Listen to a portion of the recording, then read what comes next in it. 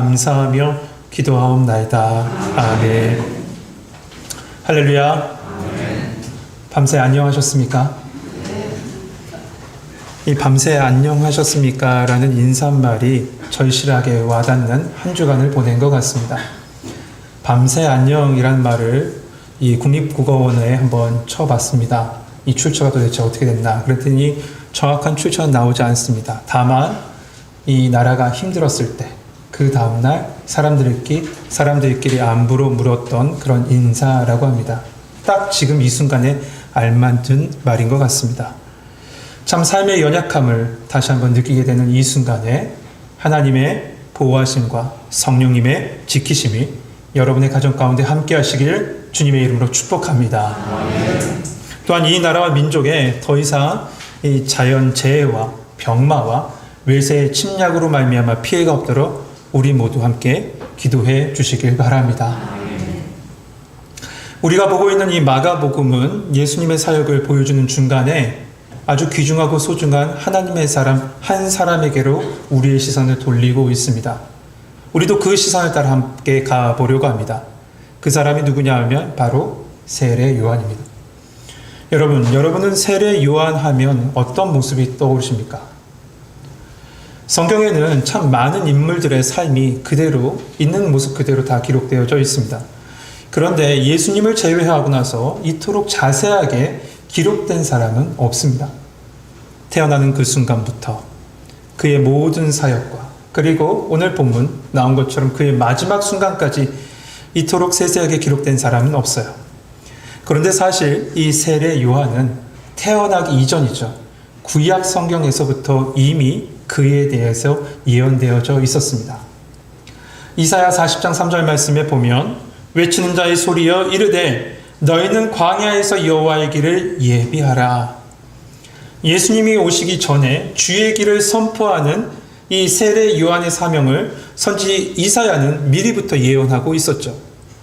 또한 말라기 선지자는 더 구체적으로 말합니다. 말라기 4장 5절 6절 말씀에 보면 여호와의 크고 두려운 날이 이르기 전에 내가 선지 엘리야를 너희에게 보내리니 그가 아버지의 마음을 자녀에게로 돌이키게 하고 자녀의 마음을 그들의 아버지에게로 돌이키게 하리라 라고 말씀해요. 여러분, 지금 방금 읽었던 이 말라기의 예언의 말씀에 대해서 예수님께서는 마태복음 17장에서 이렇게 확증해 주십니다. 예수께서 대답하여 이르시되 엘리야가 과연 먼저 와서 모든 일을 회복하리라. 내가 너에게 말하노니 엘리야가 이미 왔을 때 사람들이 알지 못하고 임의로 대우하였도다. 그제서야 제자들이 예수께서 말씀하시는 것이 세례 요한인 줄 깨달으니라. 구약 성경에 예언되었던 메시아에 앞서서 그의 길을 예비하는 사명을 감당하는 그 엘리야가 바로 누구냐? 세례 요한이었다는 거죠. 이와 같이 예언된 말씀대로 세례 요한은 예수님보다 먼저 6개월 먼저 태어나서 자라게 됩니다. 그런데 그의 삶을 보면 보통 사람과는 조금 달라 보여요. 그는 광야를 거쳐 삼고 살아가죠. 그리고 약대 털옷을 입고 메뚜기와 석청을 먹으며 삽니다. 이 모습만 그대로 보면 마치 괴짜 광인처럼 보입니다. 그런데 하나님께서 그 입에 하나님의 말씀을 넣어주시고 그 말씀대로 선포하자 사람들이 그에게로 몰려옵니다. 그의 메시지를 듣기 위해서 광야로 몰려와요. 광야가 어떤 곳입니까? 사람도 누구도 없는 그곳으로 사람들이, 이스라엘 사람들이, 예루살렘 사람들이 모두 다 그 앞으로 몰려왔어요. 이 세례 요한이 전한 메시지는 단 한 가지입니다. 회개하라, 천국이 가까웠느니라. 회개를 선포합니다. 그런데 세례 요한은 부드러운 설득이나 어떤 논리적인 주장으로 하나님의 메시지를 선포한 것이 아니라 다소 거칠게 독사의 자식들아 라고 하면서 이스라엘과 이스라엘의 지도자들을 책망합니다. 여러분, 독사의 자식들아 하면 기분이 어떠세요? 우리는 그다지 심한 욕으로 들려지지는 않죠. 그런데 당시에 이 말은 가장 상스럽고 모욕적인 욕이었다라고 해요. 독사의 자식들이라는 말이요. 만약에 지금 이 장면을 TV로 중계했다면 다 삐 처리될 말입니다. 이 세례 요한은 이어서 이렇게 얘기합니다. 누가 너희를 가르쳐 임박할 진노를 피하라 하더냐? 이미 도끼가 나무 뿌리에 놓였으니 좋은 열매를 맺지 아니하는 나무마다 찍혀서 불에 던져 지리라. 아주 저돌적이면서 거칠게 얘기하지만 그는 하나님의 말씀을 가감없이 그대로 선포해버립니다. 그렇게 되자 사람들이 어떻게 반응합니까? 아니 뭐야, 내가 기껏 광야에 와서 이런 얘기를 들으라고 왔어? 하며 가버렸습니까? 아니죠. 그의 선포에 사람들은 그 자리에서 무릎 꿇고 자복하고 회개하며 그 자리에서 세례를 받아요. 여러분, 하나님의 말씀의 능력입니다. 아멘. 이 시간에 오직 그 하나님의 말씀이 선포되길 소망합니다. 아멘. 그런데 이 세례 요한의 이야기를 읽다 보면 이상한 부분을 발견합니다. 뭔가 하면 세례 요한은 자기의 이야기를 하지 않고 있다는 거예요. 자기의 이야기를 전혀 하지 않아요. 사람들이 광야까지 찾아와서 지금 자기를 바라보고 있는데 세례 요한은 자기의 이야기를 하는 것이 아니라 누군가를 이야기하고 있다는 거예요. 여러분, 우리가 도로에 나가면 도로에 여러 표지판들이 있죠. 사람들은 그 표지판을 봅니다. 그 표지판을 보지만 그 표지판은 이곳은 어느 지역입니다, 이곳은 어느 방향입니다 라고 하며 방향과 지역을 나타내죠. 이처럼 사람들은 지금 세례 요한을 주목했지만 세례 요한은 자신에게 집중된 모든 이목을 다른 이에게 돌리고 있어요. 그가 누구죠? 맞습니다. 예수님에게로 돌려요. 그래서 그는 말합니다. 나는 물로 세례를 주겠지만 내 뒤에 오시는 이는 성령으로 너에게 세례를 줄 것이다. 나는 그의 신발끈 풀기도 감당하지 못할 것이다. 세례 요한은 끊임없이 자신이 아닌 예수님을 말하고 있다는 거죠. 실제로 요한복음 1장에 보면 레위인과 제사장들이 이 세례 요한에게 찾아옵니다. 그리고 세례 요한에게 물어요. 너는 누구냐고. 그랬을 때 이 세례 요한은 우리가 처음에 읽었던 말씀 이사야 40장 3절 말씀을 들어 이렇게 답변합니다. 나는 선지자 이사야가 말한 것 같이 주의 길을 곧게 하라고 광야에서 외치는 소리로다 라고 말합니다. 맞습니다. 그는 알았어요. 자신의 사명이 어디까지고 자신의 일이 어디까지인지를 그는 분명히 알았던 거죠. 그때 마침 예수님께서 광야로 걸어오십니다. 세례 요한에게 세례를 받으러 걸어오세요. 그 모습을 본 세례 요한이 깜짝 놀라고 성령에 감동돼서 다급하게 이렇게 외칩니다. 보라, 세상 죄를 지고 가는 하나님의 어린 양이로다. 그 다음 날에도 예수님을 또 만나요. 그 만나는 순간에도 똑같이 그는 외칩니다. 보라, 하나님의 어린 양이로다. 이렇게 자신이 아닌 예수님을 계속 증거하자 이 세례 요한의 제자들이 갑자기 이 세례 요한에게 나와서 항의하듯 이렇게 얘기해요. 아니 선생님 저 예수님만 얘기하면 어떡합니까? 선생님의 제자들, 사람들이 다 저 사람에게 가잖아요. 그렇게 하지 마세요. 그렇게 하자 세례 요한이 그 유명한 답변을 하죠. 요한복음 3장 30절 말씀, 그는 흥하여야 하겠고 나는 쇠하여야 하리라. 그는 알았어요. 자신의 사명이 무엇이고 자기의 비전이 무엇이고 자신을 향한 하나님의 뜻이 무엇인지 알았던 겁니다. 성도 여러분, 우리 모두에게는 주님께서 허락하신 각자의 삶이 있습니다. 그리고 그 속에 담긴 분명한 하나님의 사명이 있어요. 여러분 모두에게, 우리 모두에게 다 하나님의 사명이 있어요. 각자 허락된 그 삶의 모습이나 사명의 형태는 다 다를지 모르지만 목표는 한 가지예요. 그것은 뭐냐? 바로 표지판이 된 삶입니다. 우리 같이 한번 해볼까요? 표지판의 삶. 여러분, 그런 표지판의 삶이 뭡니까? 표지판의 삶은 아까 전에 말씀드린 대로 예수님을 드러내는 삶입니다. 내가 드러내는 삶이 아니라 예수님을 드러내는 삶이죠. 세상 사람들은 여러분을 주목할 거예요. 그리고 여러분에게 와서 물을 겁니다. 왜 당신은 그 길을 가고 있습니까? 왜 당신은 그곳에 서 있습니까? 그럴 만한 가치가 있습니까?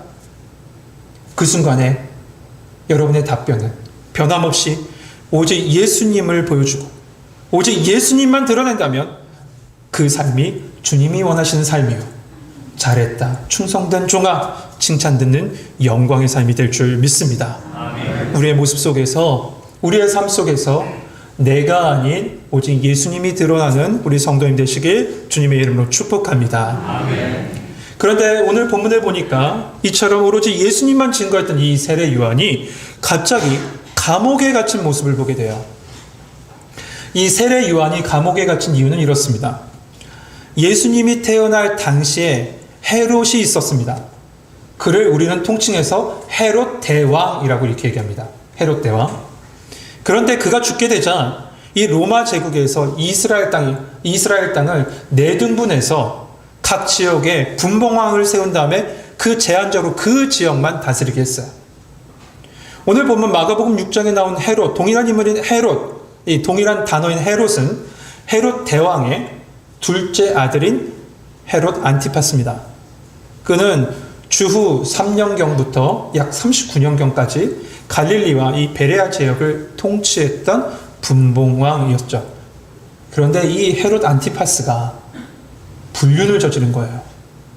드라마도 이런 드라마가 없어요. 그 대상이 누구냐면 바로 이복 동생의 아내이면서 자신의 조카인 헤로디아였습니다. 당시 이 이스라엘 문화 가운데, 이 로마의 문화 가운데는 근친상간이 많았어요. 그러다 보니까 이 이복 동생의 아내이지만 또한 자기에게 조카가 됐던 그 헤로디아를 갖다가 이 불륜, 빼앗은 거죠.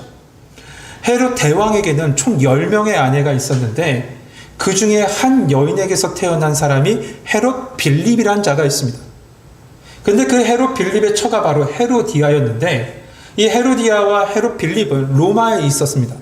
그때 헤롯 안티파스가 로마에 가서 모든 것을 보고하다가 이 헤로디아와 눈이 맞아서 이 헤로디아를 억지로 데리고 온 거죠. 그리고 자기의 본처를 다 내쫓아버린 거예요. 이것에 대해서 이 세례 요한이 강력하게 비판하자 이 세례 요한을 감옥에 가둬버린 겁니다. 여러분, 그런데 한번 생각해 볼까요? 감옥에 갇힌 세례 요한의 마음은 지금 이 순간에 어땠을까요? 바로 앞전 상황에서 보면 이 세례 요한은 누굴 만났습니까? 예수님을 만났어요. 예수님 누구세요? 메시아를 만났어요. 그는 분명히 알았어요. 메시아구나. 그래서 하나님의 어린 양이라고 이렇게 표현했잖아요. 그 메시아신 예수님께서 곧 그 이스라엘 땅에 하나님 나라를 이루실 것, 그 땅에 하나님 나라를 이루실 것을 기대하고 그는 바라봤습니다. 그 또한 유대인이었기 때문에 하나님의 언약 가운데 그 약속이 이루어질 것을 기대하고 있었던 거죠. 그렇게 되면 로마는 심판받고 이 이스라엘은 해방되고 그 하나님의 나라가 임할 것을 소망했어요. 그리고 또한 자신도 지금은 내가 이 감옥에 갇혀있지만 곧 예수님께서 왕으로 하나님 나라를 이루신다면 나 또한 풀려날 거야. 이런 마음속 기대를 가지고 있었죠. 그런데 시간이 지나도 잠잠해요. 아무런 변화가 없어요. 아무런 소문도 없어요.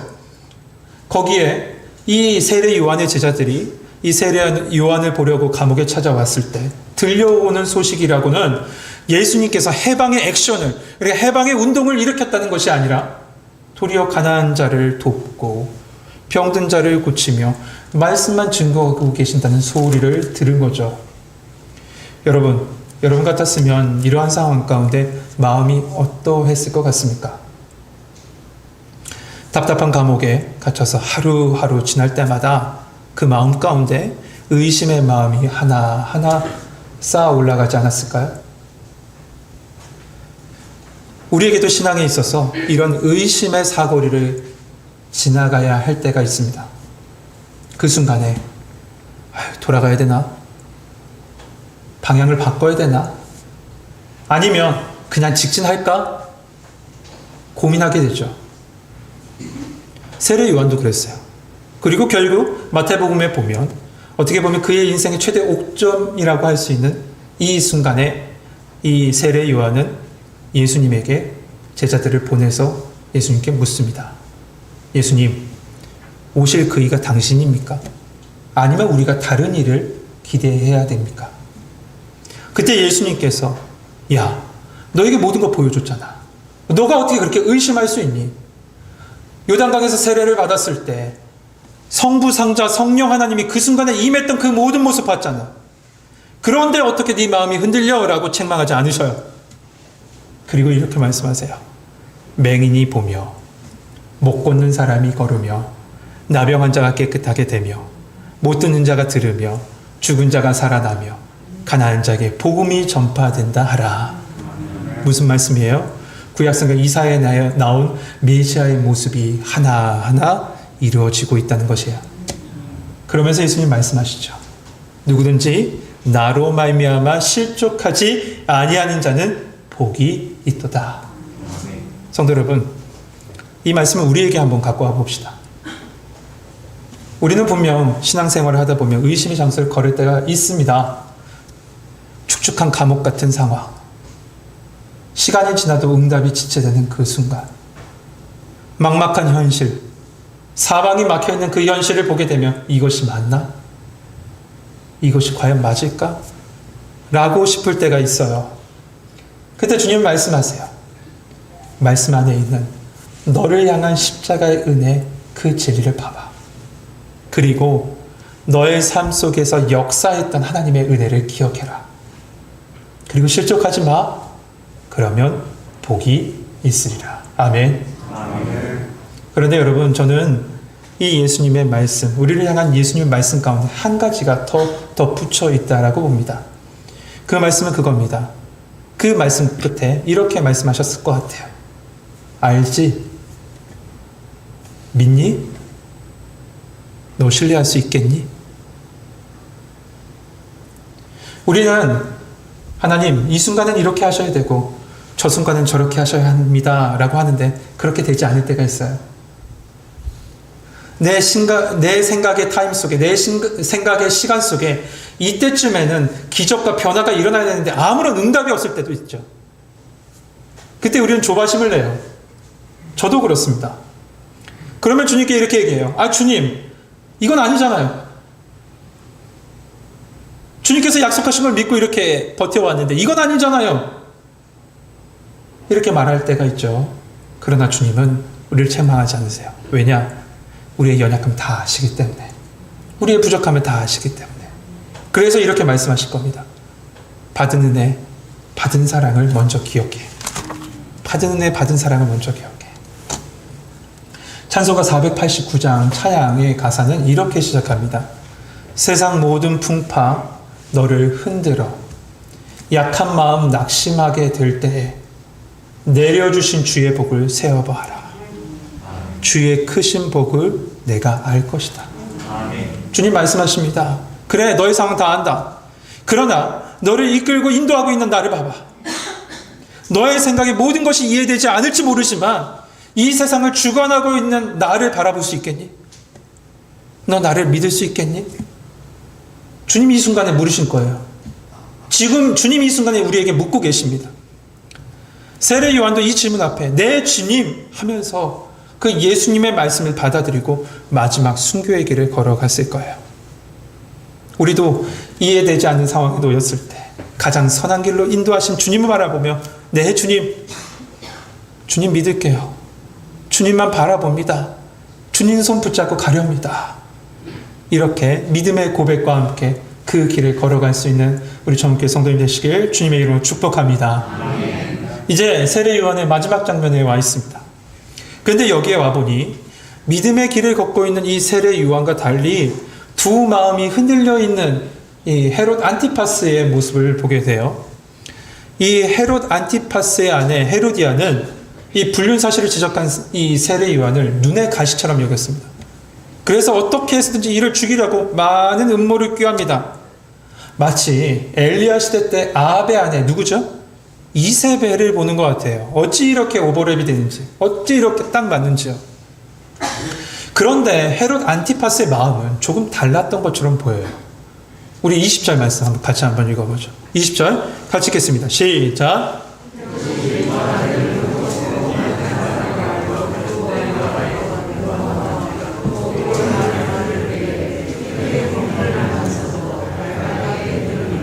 아멘.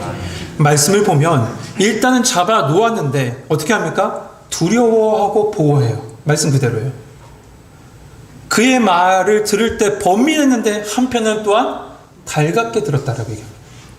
여기서 달갑게 들었다는 이 말을 영어 성경에 보니까 like to listen이라고 되어 있어요. 그러니까 좋게 들었다는 거죠. 또한 어떤 번역에는 enjoy, 기쁘게 그 말을 들었다는 거예요. 그러니까 마음속에 두 마음이 계속 부딪히는 겁니다. 이 헤롯 안티파스 내에요. 잡아는 놓았는데 두려움으로 그를 보호하고, 그 말을 들을 때마다 범민하지만 한편으로는 달갑게, 기쁘게, 좋게 받아들인 거죠. 두 마음이 계속 부딪힌 거예요. 여러분, 우리 안에 양심이라는 게 있죠. 그런데 이 양심이 타락하면 어떻게 되는 줄 아세요? 진정으로 양심이 돼요. 두 마음이 돼요. 욕심의 마음과 선한 마음, 두 마음으로 갈라져요. 그 순간부터 계속 부딪히는 거예요. 근데 이 두 마음으로 갈라지는 순간 100이면 100 사람들은 다 이 선한 마음보다 악한 마음이 이겨요. 헤롯은 지금 두 마음이 부딪힌 거예요. 선과 악이, 하나님의 생각과 세상의 생각이 부딪힌 거죠. 그런데 여러분, 말씀을 듣고 번민하는 것으로 충분하지 않습니다. 그는 번민했다라고 얘기해요. 근데 그것을 충분하지 않아요. 여러분, 회개해야 돼요. 말씀을 듣고 좋게 여기는 것으로 충분하지 않아요. 변화가 있어야 돼요. 열매가 있어야 돼요. 지금 헤롯은 번민합니다. 좋게 여깁니다. 거기까지예요. 그러다 보니 돌이킬 수도 없고 변화되지도 않고 열매도 맺지 못했던 거죠. 그 결과 어떻게 됩니까? 결국 그는 죄의 도구로 사용되고 말아요. 죄악의 도구로 사용되고 말죠. 헤롯의 친딸, 그러니까 헤롯 빌립의 딸입니다. 헤롯 빌립의 딸 살로메가 연회에서 춤을 추면서 헤롯을 기쁘게 합니다. 그러자 이 헤롯이 흥분한 나머지 이런 약속을 해버리죠. 너가 무엇이든 내게 구하면 이 나라의 절반이라도 너에게 줄게. 그런데 여러분, 사실 이 헤롯 안티파스는 그럴 능력이 되지 않는 사람입니다. 그는 분봉왕이잖아요. 로마가 잠시 그에게 그 지역만 권력을 맡긴 것이지, 황제가 떡하니 있는데 자기 나라 딱 반 주겠다고요? 못할 일이에요. 할 수 없는 일이에요. 그럼에도 불구하고 지금 허영과 허세로 그 아이에게 지금 얘기한 거죠. 이 순간을 이용해서 헤로디아가 그 딸에게 이런 말을 시킵니다. 세례 요한의 목을 주세요. 세례 요한의 목을 주세요. 여러분, 이것이 어린 소녀에게 시킬 일이에요. 지금 헤로디아의 딸, 혹은 말씀해 보면 그 소녀라고 되어 있는 이 단어를 앞에서 찾아봤더니 성경 앞쪽에 어떤 단어와 똑같냐면 야이로의 딸, 그 소녀와 똑같은 말입니다. 그렇다면 똑같은 단어를 썼다는 것은 비슷한 연령대의 사람이라는 거죠. 야이로의 딸이 몇 살이죠? 12살이 아니에요. 그러니까 지금 이 헤로디아의 딸 살로메도 12살이에요. 그런데 이런 어린 아이에게 세례 요한의 목을 달라고? 여러분, 이건 말이 되지 않는 얘기잖아요. 우리가 악한 일에 마음에 빠지면요, 여러분, 선을 넘어가요. 정도를 넘어갑니다. 여러분, 이런 모습이 우리와 무관하다고 보이십니까? 아닙니다. 우리도 모르는 사이에 우리의 이익과 관련된 일이 있다면 우리도 이렇게 선을 넘을 때가 있어요. 우리의 이익과 관련된 얘기. 여러분, 그러므로 우리는 영적으로 깨어있지 않으면 이 죄악의 선을, 정도를 넘어가게 될 수밖에 없다는 거죠. 여러분, 우리 전교회 모든 성도들 말씀과 기도와 찬양으로 영적으로 깨어있는 우리 성도들 되시길 주님의 이름으로 축복합니다. 아멘. 결국 헤롯은 사람의 눈치를 보며 그 약속을 지킬 수밖에 없었습니다. 그래서 원치 않는 일, 그리고 옳지 않은 일을 행하고 말아요. 결국 세례 요한의 목을 가져오게 됩니다. 여러분, 이 세례 요한의 삶을 지금까지 봤습니다. 여러분, 어떠십니까? 여러분, 그 모습이 어떠십니까? 세상 사람들이 보기에, 그리고 우리가 보기에도 참 불쌍한 모습 아닙니까? 2부 예배 끝나고 누군가 그렇더라고요. 아, 이 모습 정말 안타깝다고. 그는 인간으로서 누릴 수 있는 기본적인 어떤 기쁨도 누리지 못한 채 광야에서 먹고 살고 즐기지도 못했죠. 그냥 그곳에서 살았어요. 결혼도 못하고 30대 그 나이에 최후를 맞이했잖아요. 그 마지막 모습도 어떻습니까? 그 목숨이 사람들의 술안주거리가 되고 말았잖아요. 그런데 하나님 보시기에는 어땠을까요? 누가복음 1장 15절에서부터 16절에 보면 이 세례 요한에 대해서 먼저 천사를 통해서 이렇게 말씀해 놓으셨습니다. 그 말씀이 이거예요. 이는 그가 주 앞에서 큰 자가 되며 포도주나 독한 술을 마시지 아니하며 모태로부터 성령의 충만함을 받아 이스라엘 자손을 주 곧 그들의 하나님께로 많이 돌아오게 하겠습니다. 그는 주님 앞에 큰 자랍니다. 이 말은 다시 말하면 하나님께서 인정하신 사람이다 라는 거예요. 그리고 그는 거룩하게 구별된 사람이라고 주님이 직접 얘기하셨습니다. 그리고 또한 마지막 이스라엘 백성을 주님 앞에 돌아오게 한 사명을 이룬 자가 된다라고 말씀하시죠. 그래서 그는 끊임없이 자신이 아닌 예수님을 드러냈고 의심의 순간을 넘어서 끝까지 사명을 감당했던 거예요. 결국 예수님도 그를 향해서 이렇게 말씀하셨습니다. 여자가 낳은 자 중에 그보다 큰 자가 없다고요. 여러분, 세례 요한 끝까지 주님의 길을 예비하는 자의 사명을 감당하면서 하나님의 기쁨이 된 겁니다. 할렐루야. 그런데 여러분, 세례 요한의 사명은 죽음으로 끝나지 않더라고요. 죽음으로 끝나지 않았습니다. 오늘 본문이죠. 오늘 본문이 이 세례 요한의 순교 장면을 다루고 있다면 그 바로 앞인 14절에서부터 16절에 보면 예수님께서 제자들을 파송하세요. 여러 곳에 다녀서 전도하라고 파송하십니다. 그러자 14절에 보면 예수님의 이름이 세상에 드러났다라고 되어 있습니다. 여러분, 전도와 선교는 사람의 이름이 드러난 것이 아니라 예수님의 이름이 드러나야 됩니다. 우리 모든 선교와 전도의 영역 가운데, 우리의 삶의 모든 영역 가운데 오직 예수님이 드러나길 소망합니다. 이렇게 예수님의 이름이 드러나자 세례 요한을 죽인 헤롯 안티파스가 이런 얘기를 합니다. 16절 말씀에 헤롯이 듣고 이르되 내가 목벤 요한 그가 살아났다. 14절에도 똑같은 얘기를 하죠. 그가 살아났다. 뭐예요? 부활에 대해서 얘기를 해요. 부활에 대해서.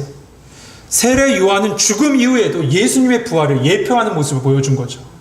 그러니까 그의 삶은 처음부터 끝까지 다 예수님을 드러냈던 삶이었던 겁니다. 사랑하는 성도 여러분, 짧은 시간이지만 우리는 세례 요한의 시작부터 마지막 순간까지 쭉 살펴봤습니다. 이것을 통해서 우리에게 말씀하신 바가 뭘까요? 그것은 먼저 우리는 주의 길을 예비하는 주의 백성이라는 겁니다. 목회자들만 한 것이 아니에요. 우리 모든 성도들, 모든 제자들, 모든 사도들은 다 주의 길을 예비하는 자, 다시 말해 이 표지판의 삶을 살아가는 삶입니다. 누구를 드러내는 표지판이에요? 예수님을 드러내는 삶. 여러분, 여러분의 삶을 통해서 여러분의 가족에게, 그리고 여러분의 삶의 현장에서 만나는 모든 사람에게 내가 아닌 주님, 내 말이 아닌 오직 예수 그리스도의 복음이 증거되는 우리 성도님 되시길 주님의 이름으로 축복합니다. 그런데 또한 주님의 길을 예비하는 자에게 믿음의 시련 또한 있다라고 말씀하고 있어요. 이 믿음의 사람 세례 요한, 그가 감옥에 갇혔을 때 의심의 순간을 맞이하죠. 시련을 통해서 의심의 순간을 맞이합니다. 그러나 그는 흔들리지 않고 그의 길을 걸어가요. 그랬을 때 이와 같은 주님의 말씀을 듣습니다. 나로 말미암아 실족하지 아니한 자는 복이 있도다. 여러분 안에 계신 성령께서 우리로 그 주의 길을 걷게 하실 줄 믿습니다. 그 길은 사람들 보기에는 미약해 보이고 불완전해 보이지만 하나님 보시기에는 기쁨이 되고 큰 자가 되며 그의 영과 삶을 주님께서, 우리 하나님께서 기쁘게 인정하시고 받아주실 줄 믿습니다. 성도 여러분, 저는 이 말씀을 아침에 다시 한번 묵상하는데 갑자기 그런 생각이 떠오른 겁니다. 이 세례 요한의 비정한 삶의 모습을 보면서 하나님, 우리 성도들도 하루하루를 어떻게 보면 비장한 믿음의 각오를 가지고 세상에서 살아가는 삶으로 살아가는데 주님, 저들 하나님께서 붙잡아 주세요. 여러분, 세례 요한도 결국 보면 자신의 힘으로 그 모든 사명과 사역과 어려운 순간을 이겨낸 게 아니에요. 순간순간마다 성령님께서 예수님을 증거하게 하셨고 의심의 거리에서 흔들리는 순간에서 다시 잡아주셔서 주님의 길을 걷게 하셨고 마지막 순간까지 그 사명 감당할 수 있도록 성령님께서 붙잡아 주신 거예요. 여러분, 우리 정은의 성도들, 이 예배에 참석한 우리 모든 성도님들, 성령님께서 여러분의 삶을 주관하심으로 말미암아 주님을 증거하는 삶이 되고 어떠한 상황 속에서 흔들리지 않고 주님의 영광을 드러낼 수 있는 우리 성도님 되시길 주님의 이름으로 축복합니다. 기도하겠습니다. 하나님, 우리로 주의 백성 삼으시고 주님을 나타낼 수 있는 주님의 길을 예비하는 자로 우리를 세워주시니 감사합니다. 우리의 모든 걸음 속에서 예수 이름만 드러나게 하여 주시옵소서. 그러나 때로는 상황과 환경에 넘어지고 여러 가지 나의 생각과 나의 시간의 그 모든 계획 속에서 흔들릴 때가 많이 있습니다. 주여, 우리의 마음을 붙잡으시사 우리를 향하신 사명, 우리를 향하신 뜻 흔들리지 않고 믿음의 길 걸어갈 수 있도록 성령님 우리를 붙잡아 주시고 우리를 이끌어 주시옵소서. 예수 그리스도의 이름으로 감사하며 기도하옵나이다.